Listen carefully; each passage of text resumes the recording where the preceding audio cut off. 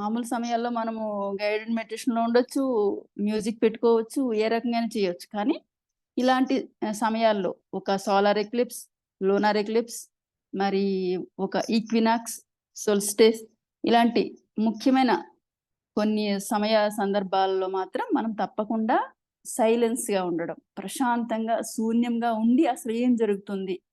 విశ్వంలో ఇప్పుడు ఏం జరుగుతుందనే దాంతో మనం పూర్తిగా ఎరుకతో కనెక్ట్ అయిపోయి ఉంటే, చక్కగా ఆ సమయంలో ఆ భూమి ఎలాంటి శూన్య స్థితిలోకెళ్తుంది, సూర్యుడి నుంచి ఎలాగ బ్రైట్ లైట్ ఒక ఫ్రెష్ మళ్ళీ లైట్ ఎలా వస్తుంది, ఇదంతా కూడా మనం చక్కగా ఎక్స్‌పీరియన్స్ అవుతాం. మనకు బయటకి తెలియకపోవచ్చు. మన ఔటర్ కాన్షియస్‌కి తెలియకపోవచ్చు. కానీ మన ఇన్నర్ కాన్షియస్‌కి, మన సూపర్ కాన్షియస్‌కి ప్రతీదీ తెలుస్తుంది. అది అబ్జర్వ్ చేసుకుంటుంది. చక్కగా రిసీవ్ చేసుకుంటుంది. మనకి చక్కగా ఏ సమయానికి, ఏ సందర్భానికి ఏది అవసరమో అవన్నీ మళ్ళీ మనకి చక్కగా అందిస్తుంది.